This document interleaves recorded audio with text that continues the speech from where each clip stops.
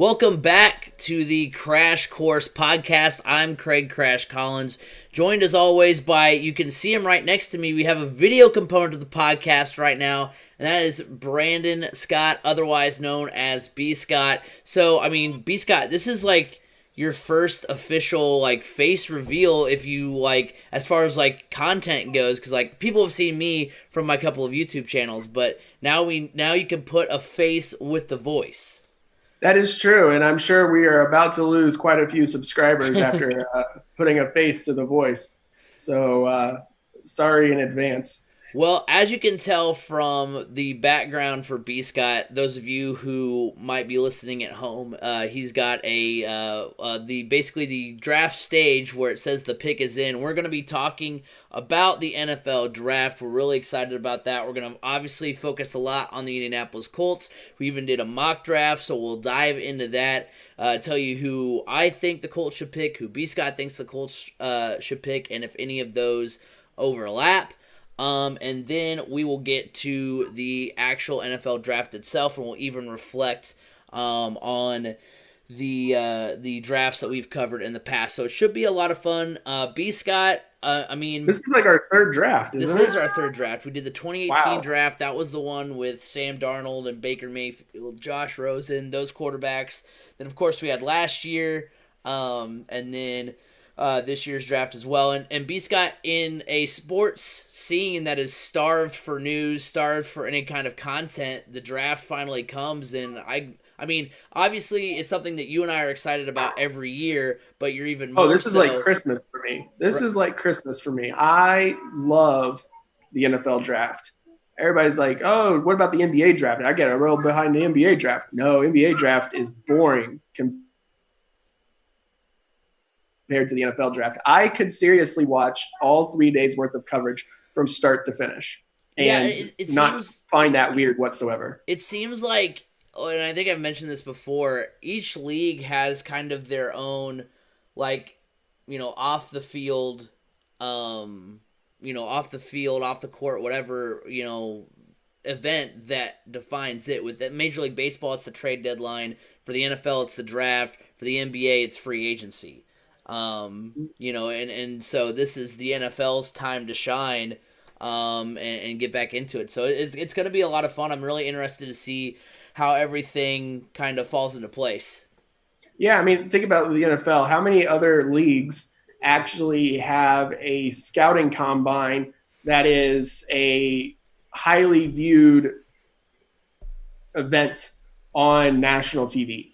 Think about it. Yeah, that's fair enough. Because the combine draws a lot of fanfare every year as well. So let's go ahead and dive right into it. First, going with the Indianapolis Colts. We're just I know we've already talked about this before on the podcast, and if you want to hear those podcasts, those are in the archive over at anchor.fm/crash course. But let's go ahead and go through the additions and subtractions the Colts have seen during this offseason. First and foremost, obviously the big addition, one of the big additions, was quarterback Phillip Rivers, who they signed to a one-year contract. They then traded the number 13th overall pick, their first-round pick, to the 49ers for DeForest Buckner. They also re-signed Anthony Costanzo. They signed Xavier Rhodes. They signed Sheldon Day. They re-signed LaRaven Clark. And then they signed TJ Carey, cornerback. So they got defensive tackle Sheldon Day, cornerback, Xavier Rhodes. So they added a lot of players at really, good needs, and some good players too. I'm really excited to see what some of these players can do for the Colts. It's something where, even though we may not be excited for the Phillip Rivers signing, we can at least be excited for what this team looks like going into the 2020 season. As far as subtractions go, they got rid of defensive tackle Mangus Hunt, Pierre Desir they released. The quarterback Brian Hoyer is no longer with the team. They also did not re-sign Devin Funchess, wide receiver. They aren't bringing back Eric Ebron or offensive lineman Joe Haig or Josh Andrews. So they let some guys go there. Nobody really on that list that you're super.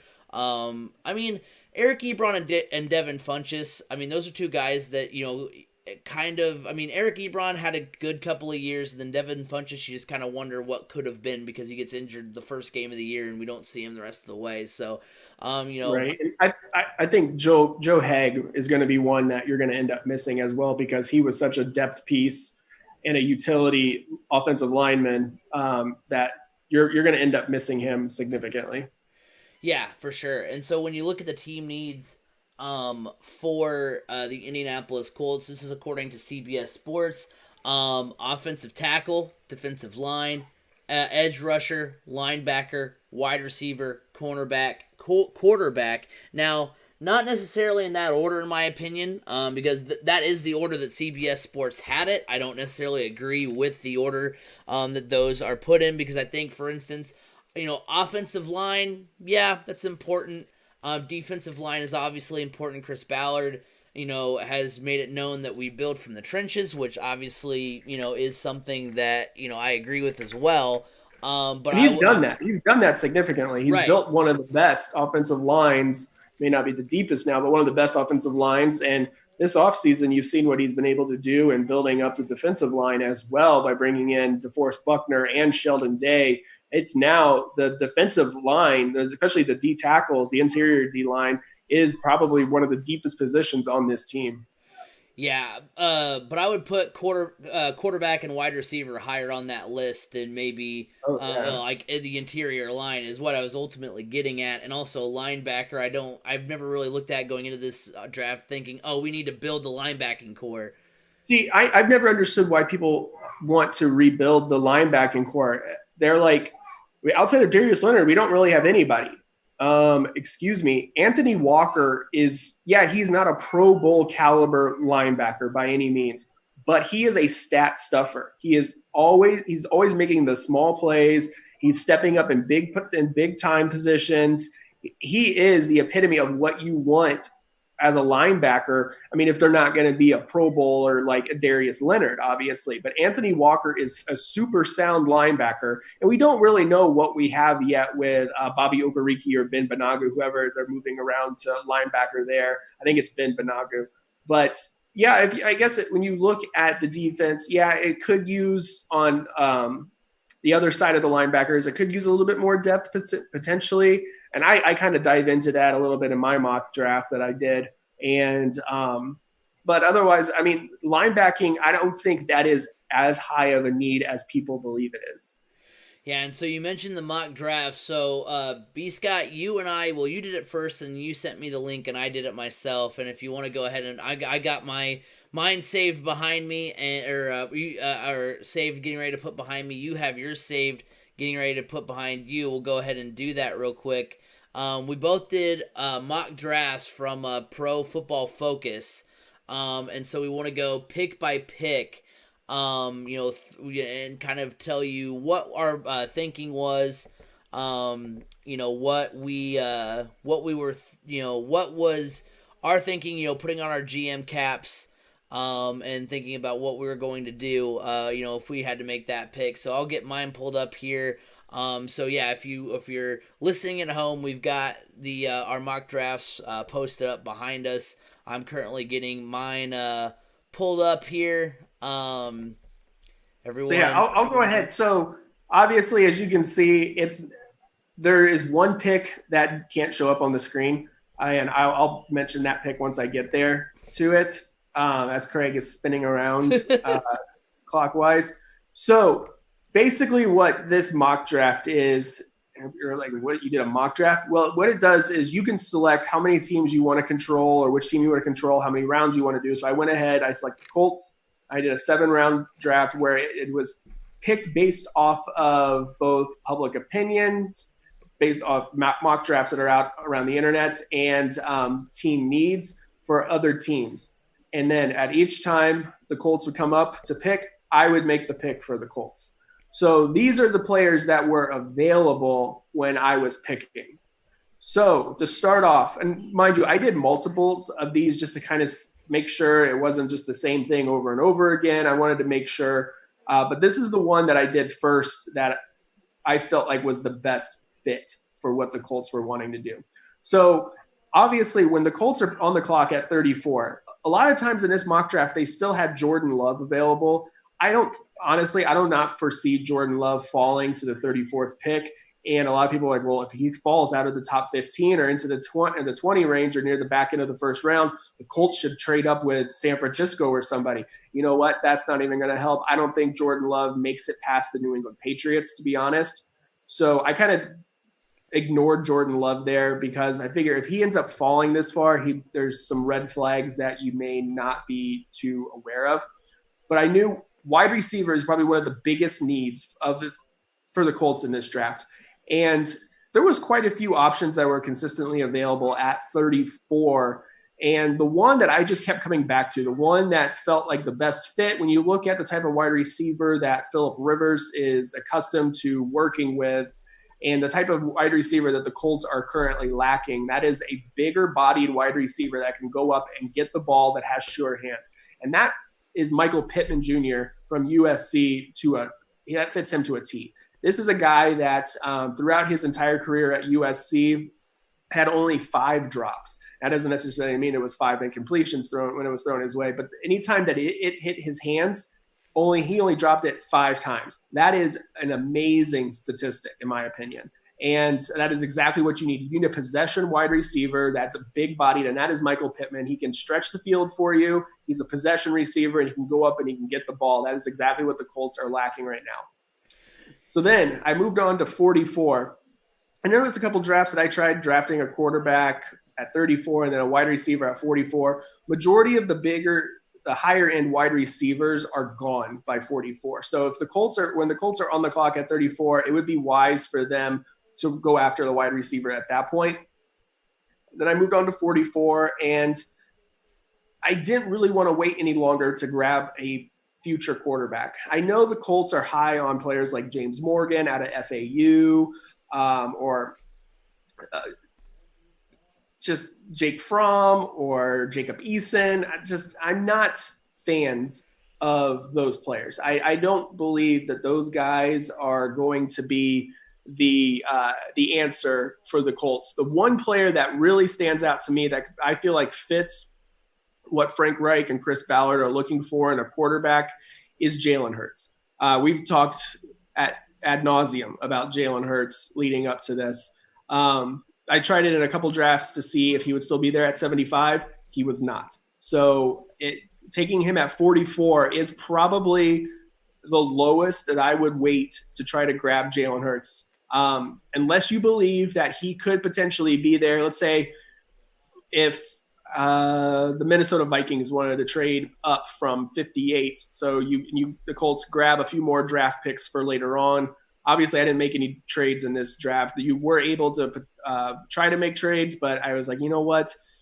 I don't want to go down that rabbit hole. That's just all pure speculation and guessing at that end. Yeah, so I always think it's weird when like you look at mock drafts this close to the draft and they're like, because it's cool to in the middle of December to be like, wouldn't it be interesting if the Colts traded 75 and 122 to move up to 50 or whatever, and it's cool to shake those up. But yeah, this close to the draft, I mean, without knowing, we're in late February and everything is locked in and you're bored out of your mind trying to find something, trying to get people to your site. Here's a mock draft with trades.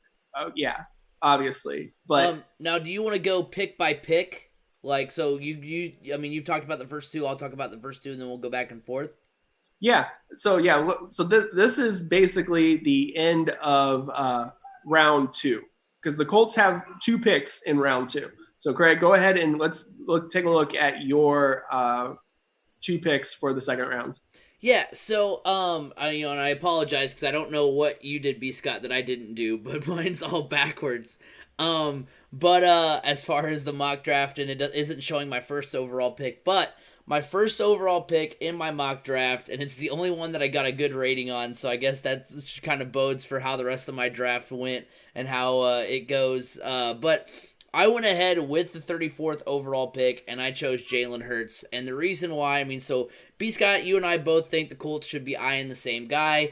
I'm really hoping that that's the name that the Colts call this weekend to be the future of the Indianapolis Colts. And the reason why I took him 10 picks earlier than you did, was only because, I mean, we've talked about it before. The Colts have no quarterbacks signed on their roster through the end of next year. It's time to find someone. Now, obviously, Philip Rivers has made it known that he's willing to sign for multiple seasons. So if you don't find the guy this year, if you don't know if Jacoby Brissett, maybe you give Jacoby Brissett one more year to be the backup, and then after that, don't sign him and draft someone next year. Problem with that is, really, after Justin Fields and Trevor Lawrence, there's really not anybody in next year's draft. The only other person that I really recognize the name of is Sam Ehlinger, and I don't really think that he's it.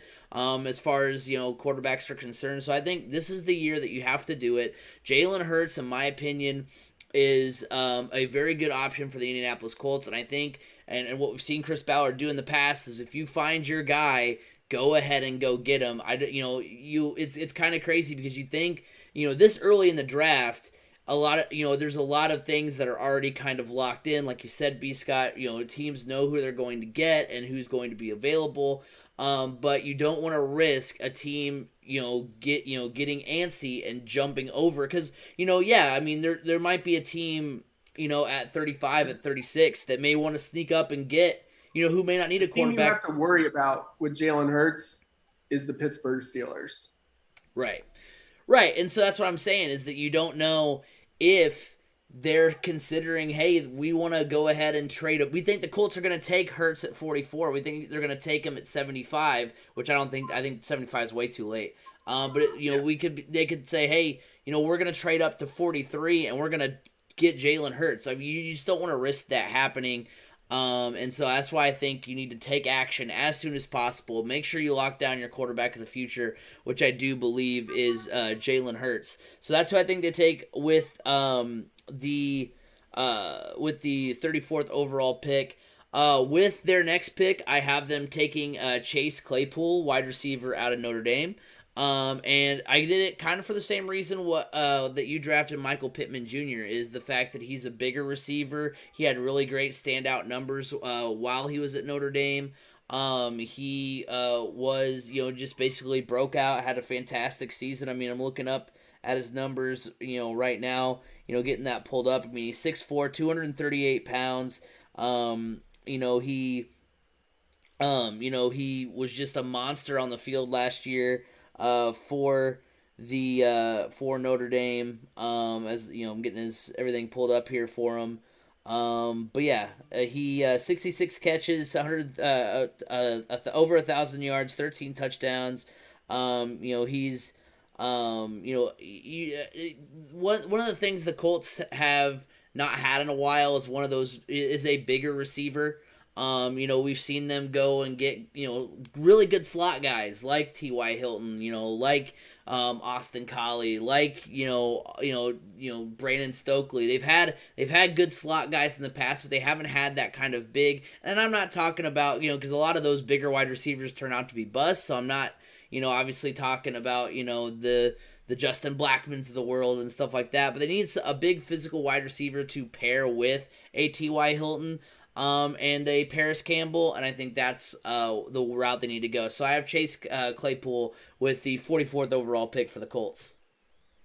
Yeah, I mean, Chase Claypool is one of those guys that I looked at as well. It turned out the highest rated wide receiver for the Colts when you look at team needs and everything was Michael Pittman Jr. So, I mean, obviously 87.1. That was an 87.1 grade. Are you flexing your grade on me right now, B. Scott? Hey, look, my Jalen Hurts got me a 94.5. I know. That's an A. And you just see yellow all the way down for me. Just they're like, Craig. My final draft grade came out to 78%. I mean, that's like my grade point average all through school, baby. Right there. The average is a future GM. And also though, I will point this out too. I did a draft before this because I set it to like a different randomness, which is one thing you can do as well. And so I drafted Austin Jackson with the second overall pick, or with the second pick that the Colts had, and then the guy that was available was, I think, is either Bryce or Brian. Let me just look it up here. Out of South Carolina, the wide receiver. Bryce. I think it's like something Edwards. Bryson Edwards. Bryce Edwards, yeah, and he's another Yeah. big, tall receiver that I think the Colts could keep an eye on. And I had that as their 75th pick, so I had them taking him. So that's another option if they do go a different route. If they do get away from what we're kind of talking about, that's an option in those middle rounds. Right. All right. So the next round. You know what? Honestly, I can't tell you which round these picks are going to start being in. I do know 75th pick is in the third round. I do know that. So one of the other big needs that the Colts have is tight end. Obviously, right now, if you are wanting Phillip Rivers to succeed, you need to surround him with weapons. Running back, I feel like we're pretty set there. Wide receiver, you got Michael Pittman, and you still have Paris Campbell, who's coming back from injury. You got T.Y. Hilton, Zach Pascal. By the way, Zach Pascal is, I think, going to have a huge year, in my opinion, just based off of what we saw out of him last year. But tight end is a huge need because right now the tight ends that you have on the roster, the two tight ends that have really any type of experience are Jack Doyle, who's obviously your starter, and then Mo Alley-Cox, who has been a continuous project for the Colts. And I still don't think the Colts, and I know I don't even really have full faith in Mo Alley-Cox being a legitimate number 2 tight end for the Colts at this point in time. So what I did is I went and I grabbed the tight end that I have talked about ad nauseum here recently leading up to this draft, and that is Bryson Hopkins out of Purdue. I mean, this guy has an NFL pedigree. His dad played for the Tennessee Titans and the Houston Oilers at the time. And, I mean, he is a kind of a do-it-all tight end. He runs really good routes. He's not afraid to get up through the middle and get physical through there and take those contested catches. And he's also a really good blocker. That is something that really stands out about him as well. And he has really sure hands. Did not fumble once his entire career at Purdue. That's impressive. So especially when you're receiving catches over the middle of the field, you're going to be prone to getting hits and potentially fumbling the ball. But Bryson Hopkins was very sure-handed going across the middle. And he also has the speed and the height that you really want out. He's got the measurables. We always talk about measurables. He's got the true measurables for a tight end. So I went with Bryson Hopkins there. At other times I tried to see if he'd be available later, but he was never available past 75 for the Colts. And I feel like he is one of the best fits for this team at tight end. I know a lot of people are talking about the tight end out of Dayton or just anywhere else. I'm like, guys, I'm going after a guy that has played up against some of the best talent in the country in the Big Ten and has succeeded over and over and over again against that top level talent.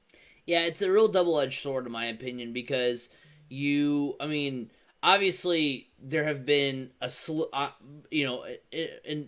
bunch of players that have come from mid-major schools, that kind of thing, but if I haven't heard of them, I'm a little bit more timid. Now obviously the scouts and the guys making the decisions have heard of all these guys. Than we do. Right, exactly.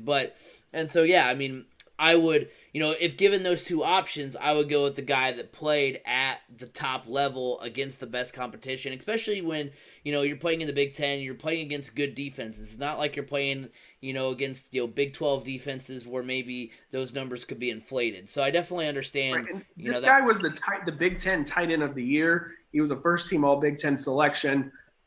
I mean, you can't go wrong. I mean, he's consistently been one of the better tight ends in the Big Ten his entire career.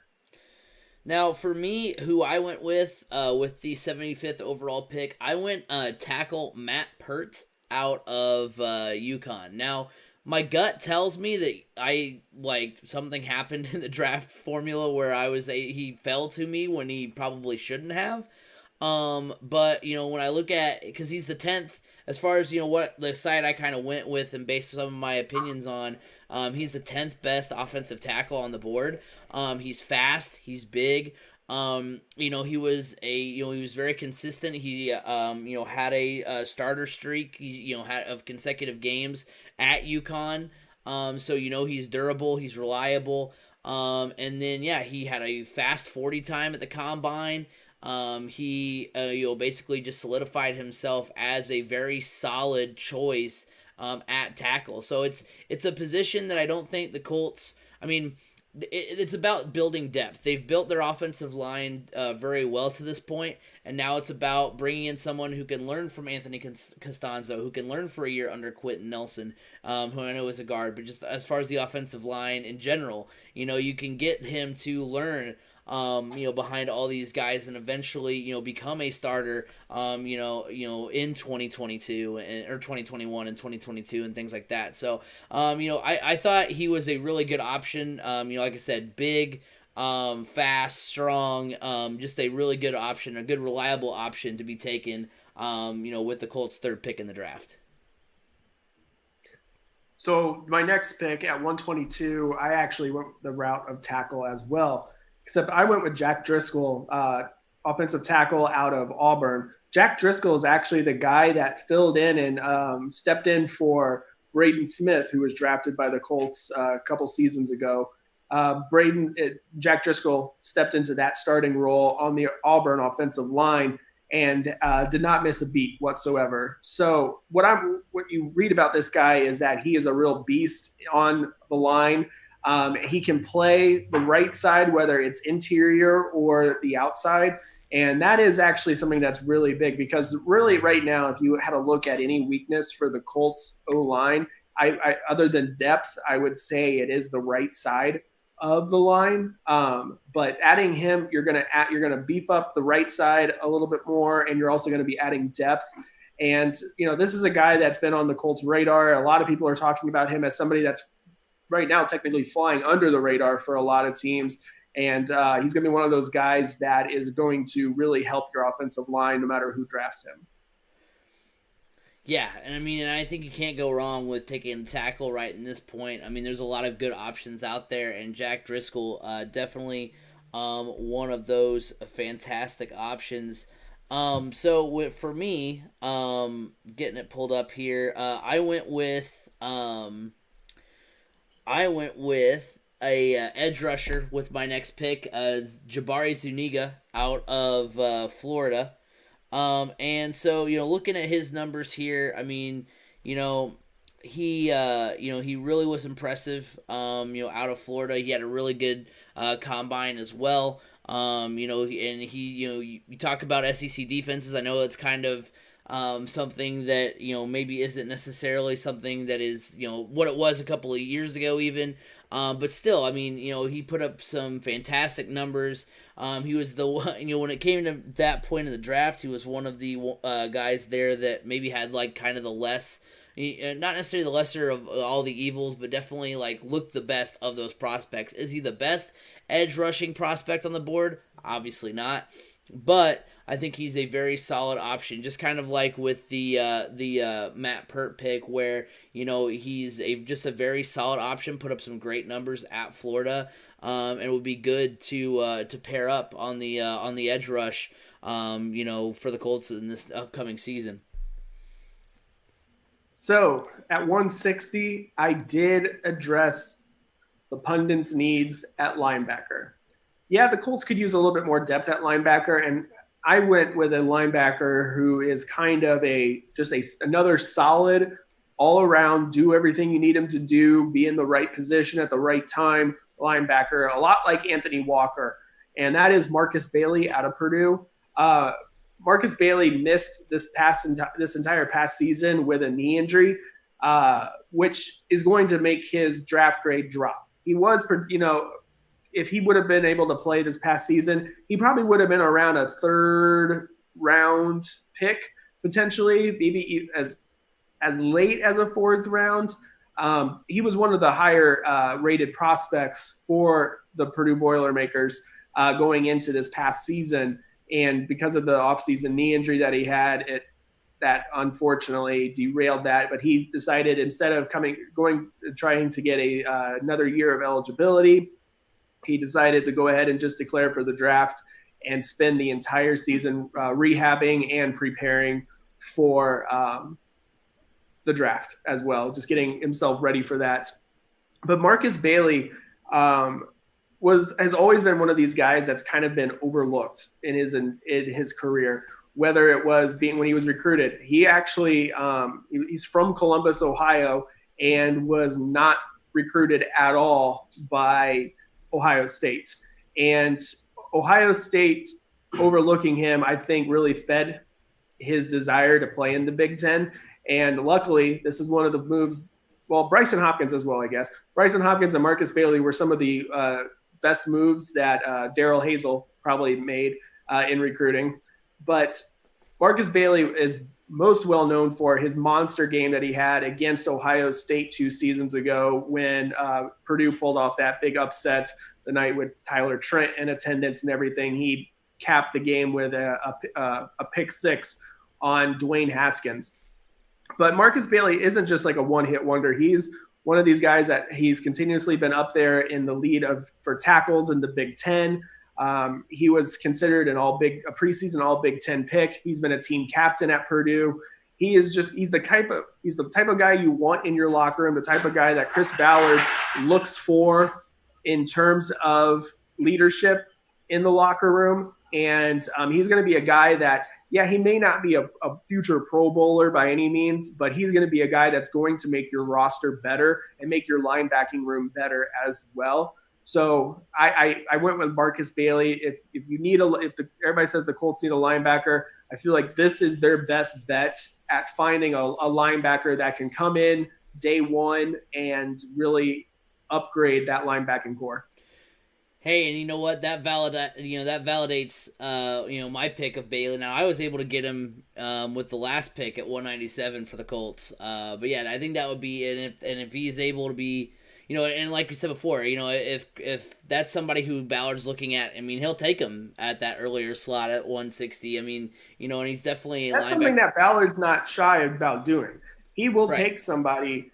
Especially in these later rounds, he will take somebody that seems to be, that was a stretch, but he has a different grading system that he uses compared to most other GMs. Right. Well, and I think once you get past really the third, maybe fourth round, you're just I would say fourth round, yeah. Yeah, you start just kind of picking who you want and who you want to bring in to test out, because at that point, I mean, is there possibly a diamond in the rough sitting there? Sure, but at the same time, you're just kind of, okay, this is who we liked, this is who we're gonna get. We don't really care about what Mel's big board says. We worry about what we've seen, what we've brought in, what we've been able to get from our scouts, rather than there was 2 or 3 other guys on the board above him that were better, but that's who the Colts wanted. So the reason, also a big reason I went with a couple Purdue guys, is because this offseason has been so strange. You haven't been able to have pro days. You haven't been able to bring guys in for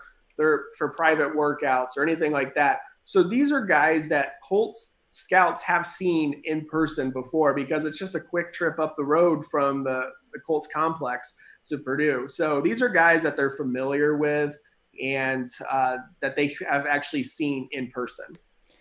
Now for me, my pick that I took at 160 was cornerback Javelin Guidry out of Utah. Another guy who's had a steady career. If you think that I sound kind of like a broken record, a lot of the things that I look for, and maybe it's to a fault, is what guys have done, during their collegiate careers. And just kind of make sure that's, yes, they had good collegiate careers, then they backed it up with a solid, combine, pro day, all this other stuff. So there's a really good body of work. It's not like they had an okay career in college. They did okay at the combine, but now I have them number 1. No, I think, these are some guys that have, like I said, put together good careers. I mean, you look at the numbers for Guidry. He had 48 tackles in 2008. In 2019, he had 41 in 2018.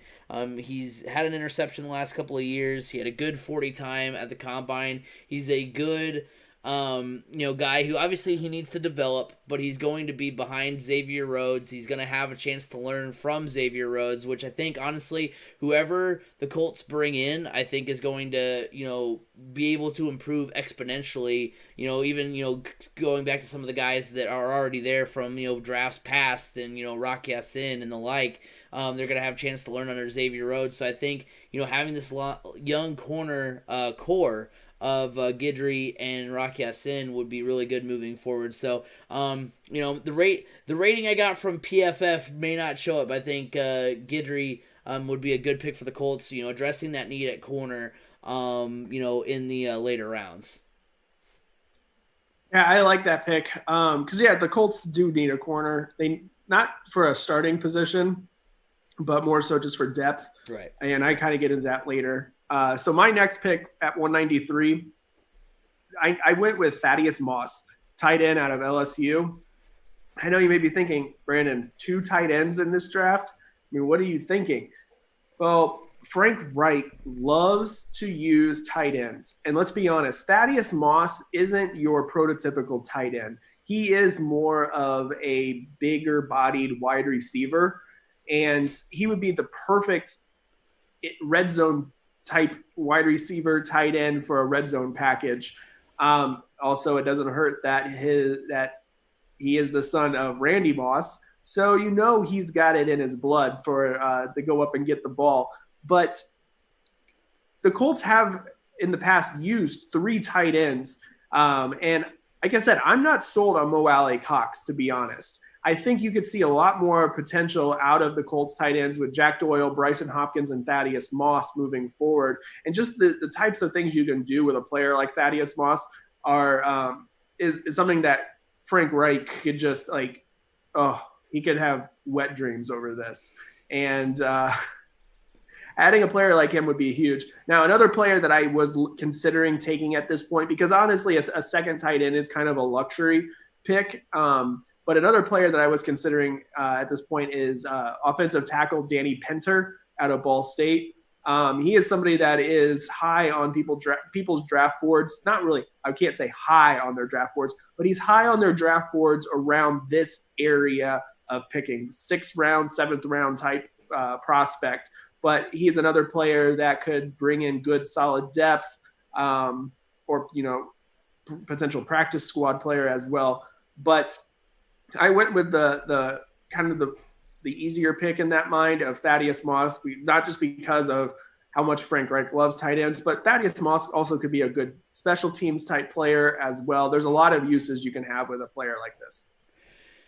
Now, with my next pick, I almost like your pick at 193 a little bit better with Thaddeus Moss. I went with Benjamin Victor, wide receiver out of Ohio State. I like that pick.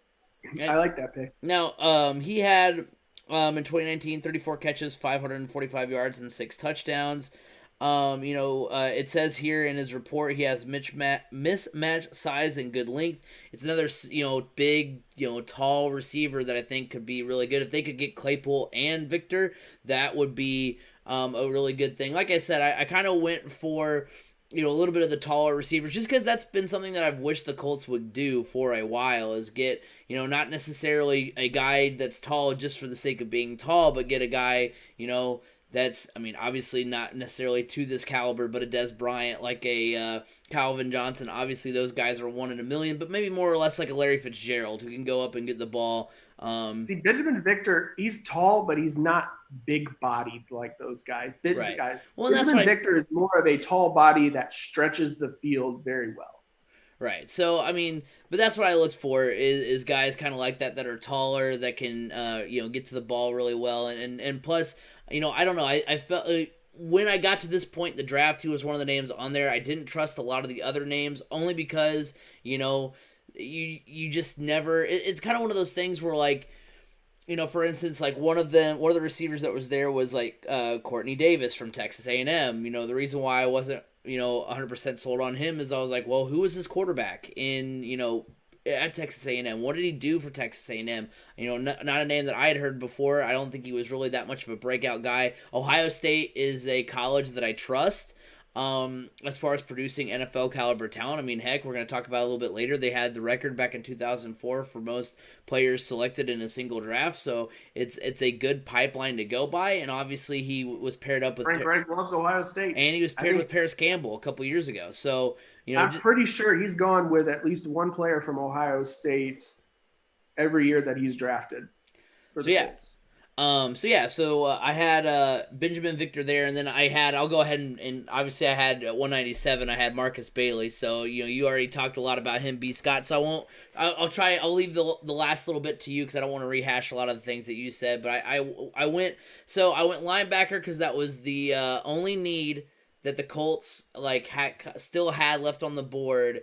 And so I was like, okay, we'll get a linebacker. Then when I saw Purdue, I was like, I can't not throw my man B. Scott, a bone to get a chance to talk about Marcus Bailey. So, and I didn't even, you showed me this list yesterday, and I still didn't put it together that oh, this is the same guy that he had in his list as well. So, but yeah, Marcus Bailey would be a good pick for all the things we talked about earlier. Just a very strong player out of Purdue. So that's my draft. We go Jalen Hurts, Chase Claypool, Matt Pert, Jabari Zuniga, Javelin Guidry, Benjamin Victor, and Marcus Bailey. I got a draft grade of 68, but I feel like I did better than that.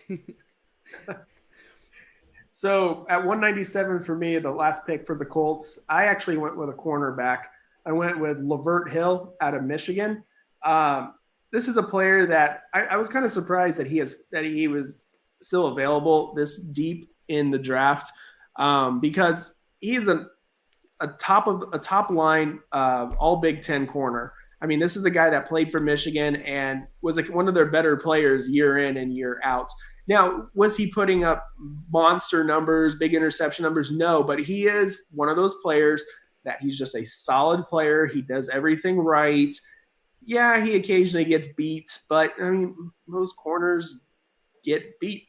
And obviously, he probably got beat a little bit more than some of the top tier corners in the country. But like I said, the Colts are not looking for a starting caliber cornerback right now. They are looking for depth for that secondary room.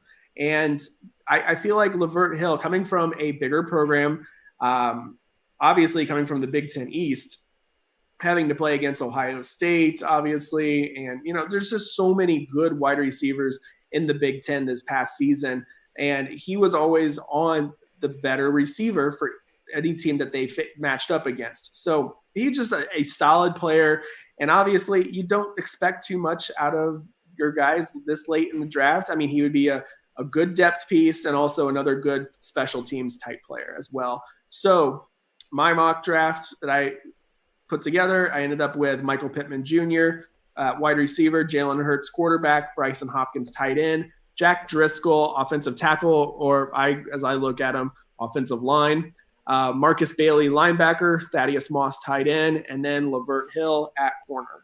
I think the fact that my mock draft uploaded the wrong way kind of shows what Pro Football Focus thought of my mock draft. But yeah, now mind you, I did mine on my phone, and then I screenshotted it, and I went in turn I cropped it. So I got you, man. Well, we are going to talk about the rest of the NFL draft, but first we're going to talk about this, or we're going to hear a word really quick from Anchor.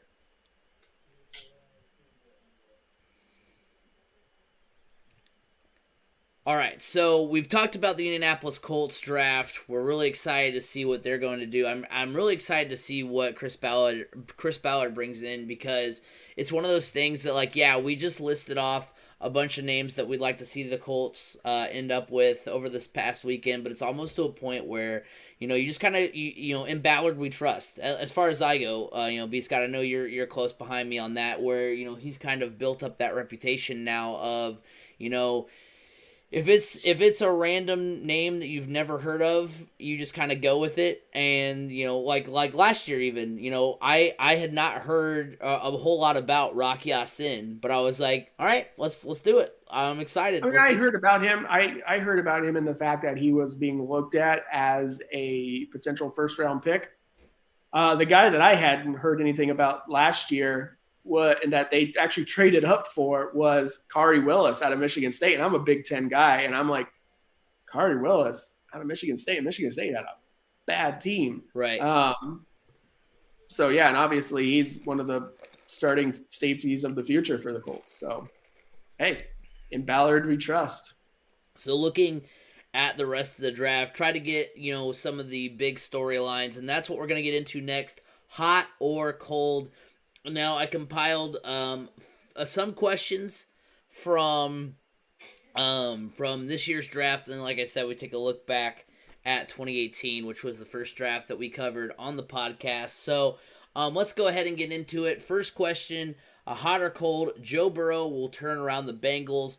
I originally worded this question as whatever team he gets drafted by, because there obviously has been some rumors that somebody may try to trade up and get him, but I don't think that's what's going to happen. I think he is going to go to the Bengals, and I honestly think that he does. I think, there's a lot of fantastic qualities about Joe Burrow. I mean, put aside the fact that in 2018 he had a solid season, and then in 2019 he basically tripled all of his numbers from the season before. Taking all of that out of like the same players. Right. So and that's the thing. I mean, so I guess take that back into consideration and look at the fact that, hey, he can be coached. So it's not just like, hey, here's his talent, do with it what you will. It's, hey, he had talent, he can be groomed by the right head coach, and he was made into a superstar. So he can be coached. He's just he's gone in and he's played very well. I mean, if AJ Green can be healthy this year, and if they can get some other pieces around on that offense, I mean, it's going to be a very it's going to be a very good situation for Joe Burrow. I think they have the right pieces. I think they have some interesting pieces for the Bengals, but I think that Joe Burrow is a great starting point, obviously. So, as far as, obviously the Bengals have had this track record. They've had, obviously high, draft picks before and have gotten quarterbacks. We talk about Carson Palmer and all that kind of stuff. And, he was on the right track until his first leg injury. But I think Joe Burrow will kind of go on that path, because remember, the Bengals were on the upswing when Carson Palmer got hurt and ultimately left. So I think Joe Burrow, he's got, I mean, it's one of those things where we talk a lot about how we don't like when people say like the intangibles and all these other attributes that he has, but not only does he have those, but he has the numbers to back them up from a great collegiate career. He's shown he can be coached. So I think he is, a fantastic prospect. I think he will turn around the Bengals. Now, that's putting a lot of faith in the Bengals organization to put the right pieces around him. But I think that ultimately will happen. I think, I think that picking Joe Burrow will get the Bengals going in the right direction. See, Craig, I'm glad you did not put a date on when Joe Burrow is going to turn the Bengals around. Right. I'm glad you didn't do that. So I'm going to say, yeah, this is a hot take, because he is going to be the quarterback that's going to be able to help get them back to where they want to be, which is, trying to get into the playoffs, because right now they're lowly. I mean, there's a very good possibility that they could be picking number 1 overall again next season. And that wouldn't be any fault of Joe Burrow's whatsoever. I think Joe Burrow makes them a better team and gives them a better opportunity to win potentially any given week. I mean, I don't know. It's a tough one, just because there's a lot of needs for that Bengals team. There's a lot of needs. It's been poorly run for a while. I think the fact that he's going to have somebody like an AJ Green there with him, that is going to be huge, because he is used to a bigger type wide receiver, a la Justin Jefferson. And so having AJ Green is going to be a huge security blanket for him, as long as AJ Green can stay healthy. And I think you're going to see AJ Green stay a bit healthier this year, mostly because I don't think AJ Green was fully happy with the full situation last year. But having a quarterback like Joe Burrow is going to probably make him a little bit happier. So, yeah, I'm going to say this is a hot take. Joe Burrow is going to be the piece that helps them get back to where they want to be. I hate to say that though, because I was an Andy Dalton fan. I really was. Yeah. No, I'm with you. I was in the Andy Dalton camp ever since he beat J.J. Watt and company with TCU in the Rose Bowl over Wisconsin. I was kind of in that camp a little bit there, and I think honestly, that's honestly that's the only thing that scares me about Joe Burrow is that I think Joe Burrow is better than Andy Dalton. Let me go ahead and say that, but also Andy Dalton.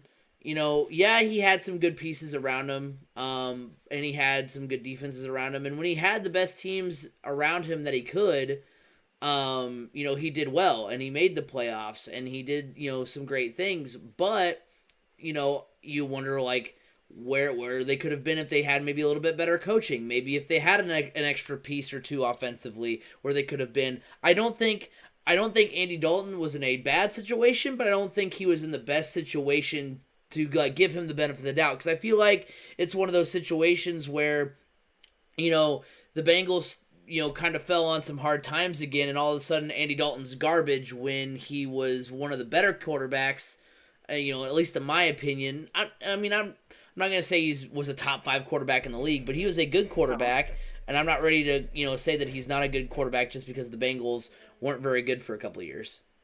Right. I'm not. Yeah. I think Andy Dalton was a better quarterback than a lot of people give him credit for. For sure. Staying with the quarterbacks here, Tua will not end up on the Dolphins, hot or cold, because there's been a lot of rumors that maybe the Chargers might trade up and get him at 3. Maybe the Lions might be considering getting the future to take over for Matt Stafford. Who might be willing to trade up. I don't think this is going to happen. If anybody trades up, I think it's the Dolphins to trade up a pick to get him at 3. There's been, I know Pat McAfee has been big on the Redskins getting Tua, which I don't think that'll happen either. By the way, it's our next question. Chase Young sitting there, dude. I am very excited, and we'll get to it. I'll get to it more with our next question, but I'm very excited to see what this Ron Rivera defense does with Chase Young, with Montez Sweat, with Josh Allen, Ryan Kerrigan. Yeah, Ryan Kerrigan, all these guys. I'm very excited to see what they do in 2020. But back to Tua, I think that's a cold take. I think Tua ends up on the Dolphins. I think he's going to get to sit a year behind Fitzmagic. And get an opportunity to kind of learn and get healthy, because that's the one thing that scares me about Tua is all the injuries. I never was. I'm not a huge Tua guy to begin with, but I'm not. I was made even less of a Tua guy with all the injuries and things like that. So we'll see what happens, but I definitely think he's the right fit for the Miami Dolphins. I think that's who ultimately picks him. I don't think anybody else trades to get in front. A lot of the mock drafts I've seen have the Lions taking a cornerback or trading, trading with the Dolphins. I think that's what ultimately is going to happen. I think the Dolphins get their quarterback of the future in Tua Tagovailoa. Yeah, I agree. This is a cold take as well. Now, unless you're reading into the rumors now that the Dolphins are concerned about the injury history of Tua and are considering passing up on him, honestly, I think that's them blowing smoke to try to get other teams off of the trail of Tua, or convincing them, oh, he's got injury histories. Everybody is selecting him to us. We're not sold on him, so don't waste your time trying to trade up ahead of us. I think that's kind of what that may be. I think ultimately Tua ends up in Miami because, I saw a mock draft today actually that had the Dolphins taking Justin Herbert ahead of Tua, and then the Chargers taking Tua. So I don't think that happens. I don't think that happens. So that's a cold take. I think Tua ends up in Miami, and I think it's just the Dolphins not wanting to give up any draft capital to grab him. The next 2 drafts, this draft and next year's draft, have two quarterbacks that are far and away the best quarterbacks of that class, and then it's kind of, it's those two in the high tier, and then the other ones in the lower tier. Now, obviously, like I said, next year's quarterback class is not nearly as good as this year's as a whole, but I think Tua will be good for the Dolphins. I'm very confident that Joe Burrow will help the Bengals get on the right track. But beyond that, with the exception of Jalen Hurts, obviously, but you talk about Justin Herbert, Jordan Love, Eason. You talk about Jake Fromm, all those guys. Those guys are names that we throw out there, and I'm like, okay, maybe they'll be great, maybe they won't. I don't really know. They were they had their ups and downs in college, and I don't know what to really make of it. So, but going on to that point, we'll get to that a little bit more here in a minute. The third question here is Chase Young will win Defensive Rookie of the Year in 2020. This was basically based on the fact that, you had the great season from Nick Bosa last year, so will Chase Young kind of follow in that footstep? And I think he does. That's a hot take. I'm really excited to see what Chase Young does at the NFL level. Like I said, Ron Rivera and that defense is going to be very good. I mean, the Redskins aren't ready to compete. Or maybe they are. The NFC East was won by an 8-8 team last year, so or a 9-7 team last year. So maybe they are ready to compete, but they're not ready to be that playoff caliber team, that team that's going to make a deep run. But I'm very impressed with what their defense has. I'm very interested to see what they can do, and I think there's some good things on the way. I mean, like we said a minute ago, you have Montez Sweat, Josh Allen, Ryan Kerrigan, all these good names, in that front seven that I think are going to be really key contributors and are going to make this Washington Redskins defense very good. It's kind of going to be what the, early on, what the Texans defense was with Jadeveon Clowney and J.J. Watt. It's going to be kind of what the Bills did, where they built the defense first, and the defense was really good, and then the offense has kind of come along after that. So I'm really excited to see what the Redskins do, in this draft and in this next season. But I am very, if I'm making my picks right now for, way too early, award winners, way too early Defensive Rookie of the Year, I'm going with Chase Young. This is one that I kind of want to try to go different from you, but I have to agree, just mostly because if Washington ends up not trading back or anything and they select Chase Young, that division is just so blah, and because of that, I just feel like Chase Young really could put up monster numbers almost just by default. Right. I mean, he could put up monster numbers because he's good. He definitely would, but I think it would be a lot easier for him to put up big out of this world numbers. And obviously that's what people that are picking awards like to see. They like to see the big numbers. They don't really care, but you played in a crappy division. So and like he was on track to possibly, he was never going to win the Heisman, but he was on track to, possibly be a front runner for the Heisman until the suspension. And that doesn't happen very often for defensive players. So that's and the fact that he was even still invited to the Heisman ceremony. Right. I mean, that's not many his defensive Heisman players hopes, make it. His Heisman hopes were dashed upon the suspension. But right, but I don't know if he would have won it even without the suspension. But what I'm saying is, you don't see defensive players. I mean, the last defensive player, was it Ndamukong Suh, the last defensive player to get invited to the Heisman? So that's been what? I believe so. Yeah. I was like, that's been what? Like that's 2010. So like almost a decade. So it doesn't happen very often. No. So, yeah, but I think he can win Defensive Player of the Year, and I think then we got to start looking at Ohio State as defensive NDU. Yeah, for sure. So the next question here, Justin Herbert is the third best QB in the 2020 draft.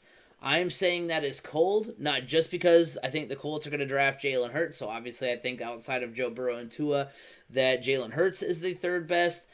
I'm just not on the Justin Herbert train. The reason why I've named him was because he was typically the next pick after those two in mock drafts. It was Burrow, Tua, and then Justin Herbert. Justin Herbert, I mean, maybe it's to a fault. I just, I look at what guys did in college. And yes, the Oregon Ducks were close to possibly getting into the college football playoff this last year. If it were not for Justin Herbert throwing a bunch of interceptions against Arizona State, they might be able to get into the college football playoffs. But I just haven't been very sold on Justin Herbert. And then you look at Jordan Love, okay, he played at Utah State though, and I don't really, I've heard some great things, I've heard some not so great things. So when you have a guy, when you have multiple guys in this draft who you've heard great things about, not so great things about, and you're not already sold on those guys, then that gives you kind of some, weird, bad feelings about possibly, your team drafting them. So I'm not really sold on Justin Herbert.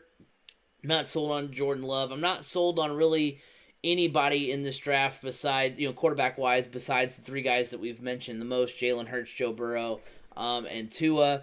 And like I said, it's not saying that Justin Herbert, Jordan Love, all those guys couldn't have a fantastic career. Look, I will be the first one to admit, and thank goodness. But I guess I'm admitting it now. But I was like, thank goodness it was before we had a podcast, so I don't have to, wear that, that shame. But I did not understand the pick of Pat Mahomes when he was, made, in that draft. I was like, why are they drafting Pat Mahomes? Texas Tech has always been garbage. Why is this happening? And he goes on to, in back-to-back seasons win the MVP and win the Super Bowl. So it's possible, as you guys all know, for me to be wrong. So I'm the one that I couldn't understand when the Colts drafted T.Y. Hilton. Yeah, when they drafted him, I called him a glorified punt returner. Well, he was drafted, and I said that on a radio show. Right.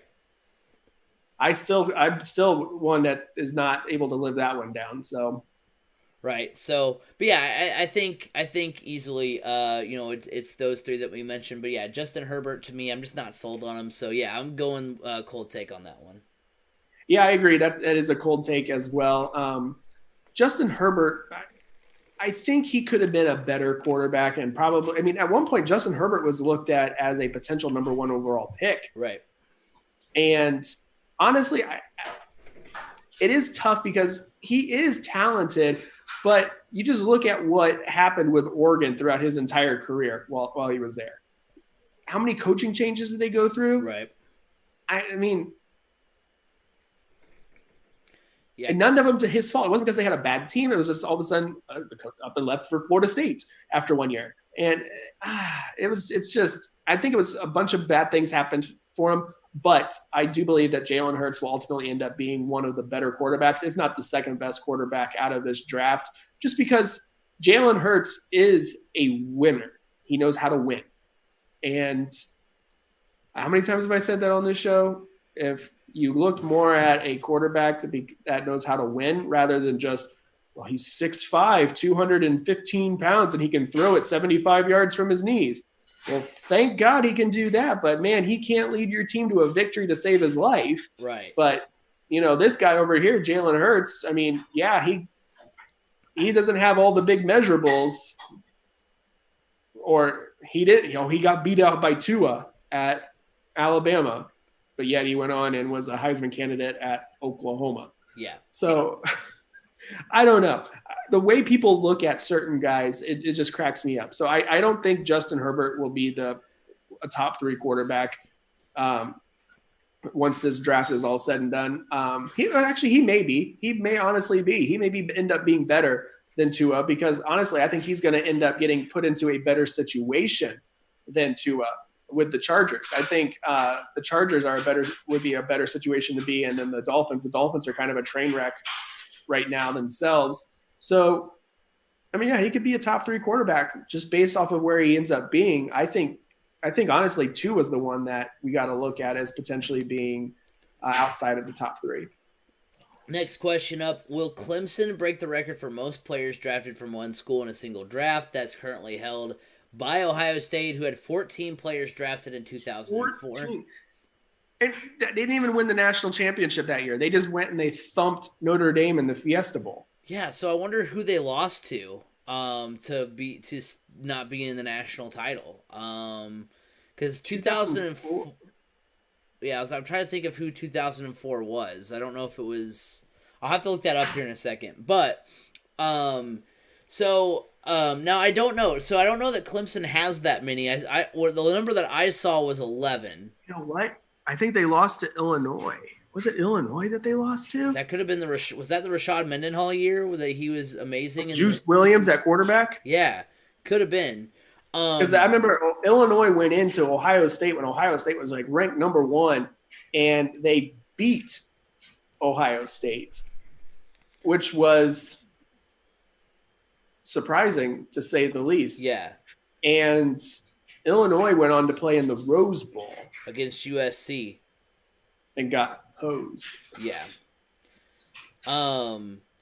But yeah, so I'm going to say, when I looked at it, I thought, I saw that Clemson only had 11 in the draft. Now, so I don't know.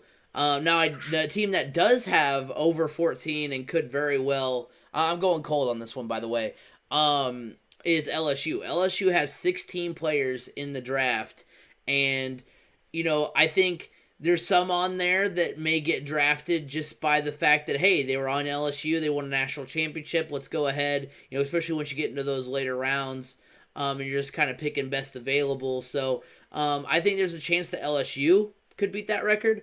Now, obviously, Clemson. Yeah, when I submitted this question to you, I was just thinking Clemson. I couldn't think of who else. Well, and I mean, I don't think there's like an official list. Like, it's possible they can draft a senior that maybe wasn't on the list, right? Is that a possibility? Yeah. So I mean, it could still theoretically happen. So I mean, that's why I went with it nonetheless, because I was like, I mean, it could happen, one way or another, but I don't think it does. But I do think LSU definitely has an opportunity to break that record. Yeah, I'm still gonna say this is a cold take. Mostly because we just haven't seen it happen. And 14. Wow, that's a lot. That is a lot of guys to get drafted. No wonder that the next year Ohio State was pretty bad. They had a lot of people to replace. But, yeah, I'm going to go cold just because I still think there's a chance that even LSU maybe gets 12 players. 14's a lot. I could see it being tied. I don't think it's going to be broken. So I'm going to say cold because it's not going to be broken. So if I'm looking at it right, it would have been the 2004 draft, which means it's the 2003 Buckeyes.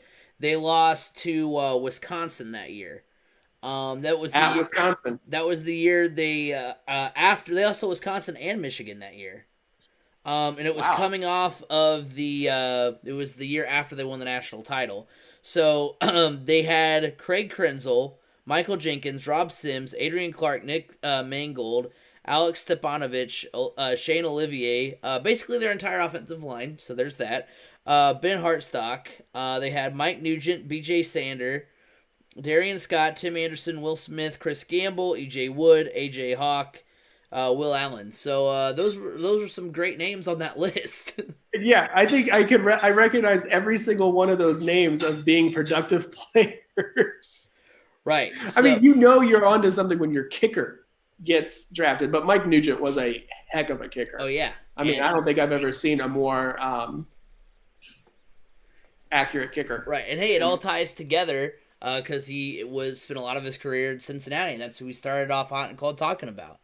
So, that's true. The final question about this year's draft is, will the 49ers trade the number 13th overall pick they acquired from the Colts? Now, I did see a possible rumor. Now, obviously, it's just a rumor. I don't think this happens because I think, obviously, you trade a young talent like DeForest Buckner to get the number 13th overall pick, not just to trade that pick away to get more picks.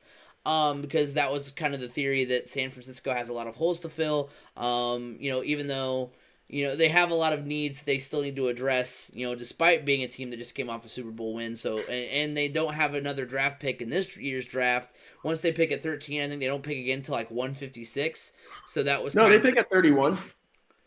Well, maybe that's what it was. Maybe it was after the first round. They don't have another pick until 156. Yeah, they don't have another pick till like round 5. Right. So that was kind of the idea behind it, to build up some more draft capital so they can address some more needs and things like that. So, but I'm gonna go. You know what? I'm gonna go hot take on this, though. I know, like I said, you don't trade that talent, but I think obviously, you're a team that just came off a Super Bowl win, and you're looking to get some more guys to bring in for depth. So I think it's a definite possibility that you can trade.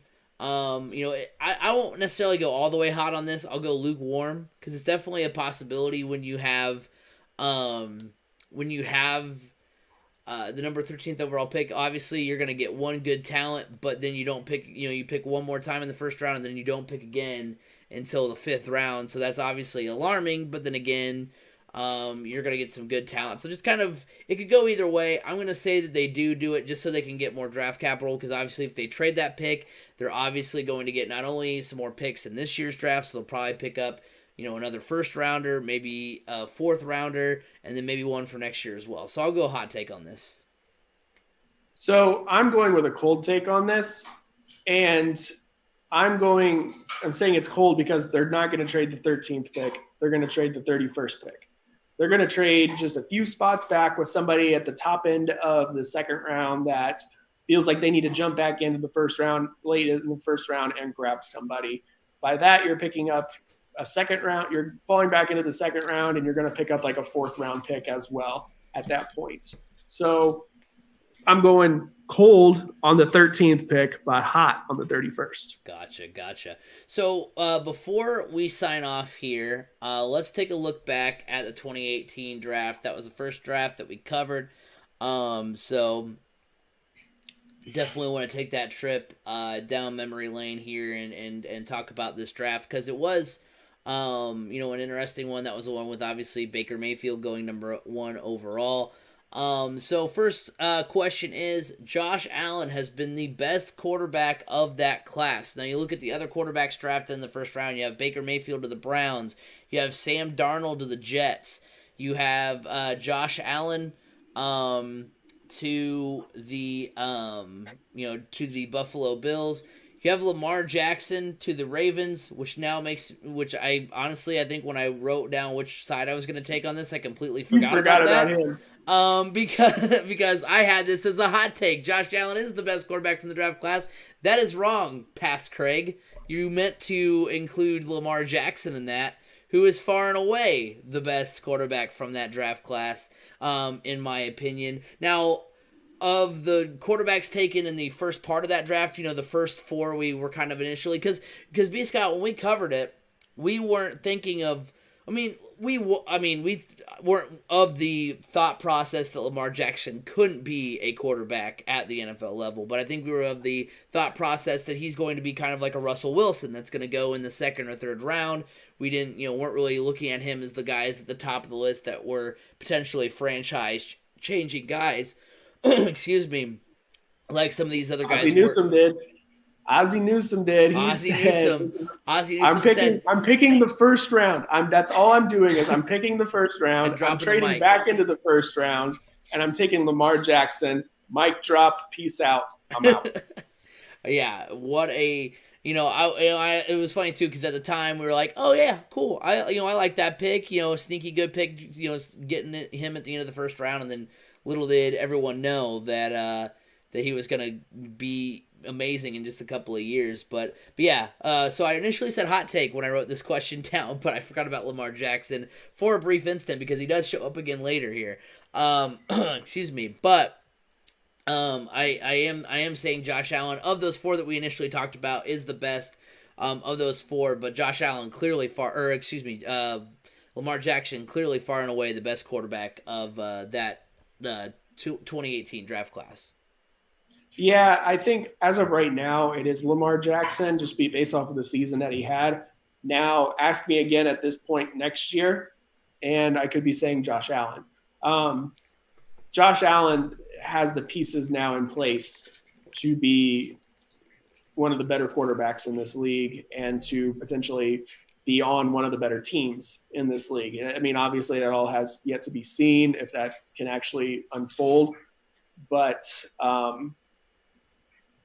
yeah, as of right now, I'm saying Lamar Jackson, but Josh Allen he's done really well.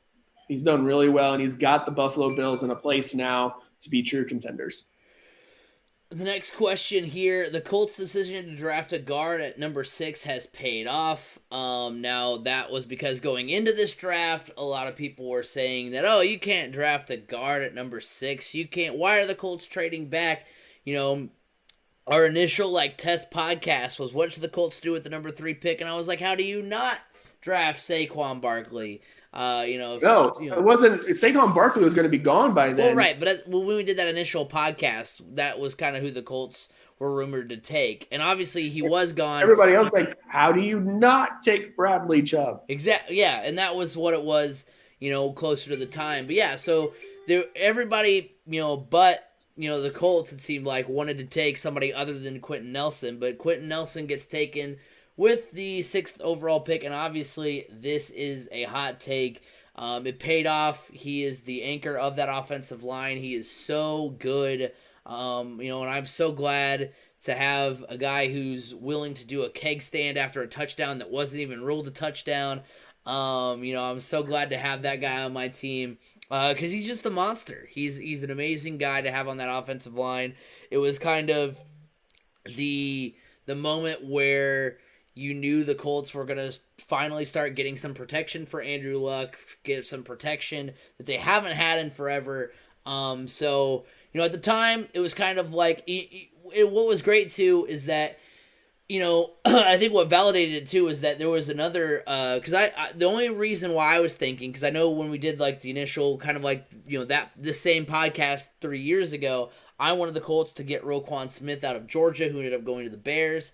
He just got released. Yeah, so there's that, but also the fact that I was like, oh, you can get Mike McGlinchey later in that draft, and you'll get both of those guys, and Mike McGlinchey was off the board 13, at pick 13 or whatever it was. So again goes to the point of if you have the guy that you want to take, you take him no matter what everybody else says, no matter where he's supposed to go in the draft, you go ahead and take him. That's what Chris Ballard did, and yes, it did pay off. Yeah, that's definitely a hot take. It has paid off in big ways, not just for the pass protection, but run protection as well. I mean, he is one of the meanest players in the NFL. I mean, he will maul you down, and that's just unbelievable. A Pro Bowler in his first 2 seasons, all pro offensive guard. I mean, man. And I love the next question, so I don't want to get to. I was about to say something, but man, that pick just. You're gonna have to pay that man. You're gonna have to pay that man big time here soon, and back up the Brinks truck, because if you let him walk, you're stupid. So yeah, the next question is, the Colts had the best draft of 2018, and I am going hot take on this. I mean, and just from the standpoint of, you look at who they got. They get Quentin Nelson, they get Braden Smith, they get Darius Leonard. Those are 3 guys right there that, 2 guys to solidify the offensive line, something that they desperately needed, and then another, a guy who ends up, just being an insane addition to that defense, basically turns that defense around. And nobody really saw it coming either. And so I think that's why, to me, we could talk about, everybody obviously going into the draft has needs. Everybody tries to address those needs. The Colts did a great job of not only addressing that need, but you saw the effects of that. You saw the results almost immediately. And so that's why, at the time, would they have been ruled to have the best draft? Probably not. But at the same time, looking back on that draft, you can say, this is who the Colts got, and far and away the next season they had immediate results, and in two areas that they've been lacking in, which was offensive line. I mean, they went from Jacoby Brissett taking the most sacks the season prior to, I think it was 3rd or 4th as far as a sacks allowed. Really allowed I think it was 16 sacks all season. So the sack numbers went down tremendously. The defense was the best and most consistent that it's been in a while. Because even when they had Bob Sanders in their defense, Cato June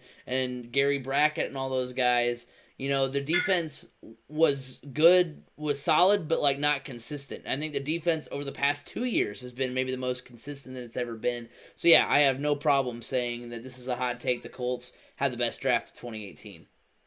Yeah, I agree. This is definitely a hot take just based off of the fact that how many of those guys are now starting? At least 3. Yeah. Quentin Nelson and obviously at the time you didn't really realize that Darius Leonard was going to be such a good player. You're thinking, all right, who is this linebacker out of South Carolina State? Okay, sure. You always know there's some small school diamond in the rough, but I don't think anybody expected the level of Darius Leonard at all to come out. So, yeah. Definitely. I think if you regraded it, I think the Colts have had to come out as having the best draft that year. Final question on the board here. Lamar Jackson wouldn't have won MVP in 2019 had he not been drafted by the Ravens. Now, this is, I'm going to say a cold take, just because I think Lamar Jackson, and this was not meant to be a slight of Lamar Jackson. It just kind of goes off of, had he been drafted, later, in the draft, had he been drafted to maybe, because the original thought process of this question was like, which team wishes they had drafted him the most? And then so my thought immediately went to Cleveland, because even though I still have faith in Baker Mayfield, obviously it hasn't gone the way that it you would like it to. And so I was like, well, really, I think every team wishes they had maybe drafted Lamar Jackson. And then it was like, well, but if Lamar Jackson gets drafted in Cleveland, does he have an MVP season? And so that's basically where that question comes from. So I wanted to provide a little bit more context. I wasn't trying to say that Lamar Jackson is only had one good year and he only wins MVP because he had a flashy year last year. But I think that obviously he got put in an amazing situation and put with an amazing coach who said, hey, you know what we do? We have this running quarterback. Let's tailor our offense to him. Let's get a bunch of big, good guys on the offensive line. Let's get some strong running backs. Let's have that running back core headed up by Mark Ingram, who's amazing. I've always been a big fan of him. And they really did a lot of great things there. So I'm not saying he wouldn't have, because I think he would have had a great season no matter what. Because I think he's always had the talent. Again, going back off of what we like to evaluate, what did he do all throughout his college career at Louisville? Win the Heisman and put up fantastic numbers. So I think he would have had a very good season. But then therein lies the question: would it have been MVP caliber? Knowing what we know now as far as like how good he was and how good he hopes to be here in the future, I think I'm going to say that he would have, but that's kind of where you draw that line. Would he had a good season, or would he have had an MVP caliber season if he weren't on the Ravens? But I'm saying he would have no matter what, because he's turned out to be such a fantastic quarterback for the Ravens. I'm going to say this is a hot take, mostly because the Ravens figured out how to tailor their team and their game plan around him. I feel like had he had gone, and they have such a solid coaching staff that can figure these types of things out. Had he gone to a team like the Cleveland Browns, right? The Cleveland Browns can't get out of their own way no matter how much talent they have. I don't think he would have, because of the situation that he was in. Not because he wasn't good enough, but because of the situation that he was in, plain and simple. And I think ultimately that was a big factor into him winning the MVP, was the fact that Baltimore was able to build a game plan and build a team as quickly as they did around him. They didn't just be like, okay, we're just going to talent grab and have a coach that has no idea what he's doing and a front office that has no idea what they're doing, and we're going to go out there and we're going to be contenders for the number 1 seed in the AFC. That's what Cleveland thought they were going to do regardless. Whereas Baltimore had a plan, and they acted upon that plan with Lamar Jackson. And I think that was a big reason why he won MVP. All right. Well, we're very excited for the NFL draft, obviously coming up this weekend. So we'll try to get a lot of information about the Colts picks. So make sure you're following us at Crash Course FM on Twitter, Crash Course Podcast on Facebook, which is where you can see the video version of the podcast. You'll be able to see it on Facebook. You'll at least a link. I don't know if I can post the full thing, if it'll be too big for Facebook. I haven't made that attempt yet, but if it's not, you can do a premiere. What? You can do a video premiere. Do a video premiere. Show it live. Do a Facebook Live. There you go. Video premiere of it. Can you do that? Yeah.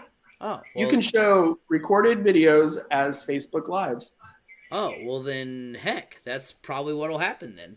And then, so yeah, dude, producing on the fly. That's what I'll do then. I'll post the podcast and then post the Facebook Live so you can literally listen to it right away. Dude, B Scott, B Scott's the man. B Scott gives you all the technological stuff. He gives you all the social media stuff. B Scott's just the man. So that's what we'll do. We producing on the fly. I know that's probably didn't make for the greatest radio, but you know what, it works out. So that's what we'll do. Is it'll be on the Facebook page. So follow it for that. Now we're kind of testing this whole video thing out too as well. So if you want to see it also on YouTube, it is on my personal YouTube, Craig Collins on YouTube. And so you can go there for that if you want to do that. And then, of course, anchor.fm/Crash Course is where you can find all the archived, all the archived podcasts, as well as everywhere podcasts can be heard, on Apple Podcasts, Google Podcasts, Spotify, everywhere. You can find the Crash Course podcast that releases every Tuesday at 6 p.m. Eastern Time, so make sure you stay tuned to that. B. Scott, where can they find you? They can find me on Twitter at Brandon_Scott87. Also, you can find me on Instagram at BMScott1287. So yeah, check me out hit me up on the socials. And on Facebook, I run quite a few pages on Facebook. You got your Team Jillian Facebook page, and you've got your NCAA Wrestling Facebook page. So definitely give those a check out as well. Next week, we will be recapping the Colts draft and the entire NFL draft on the podcast next week. But until then, have a good week, everybody.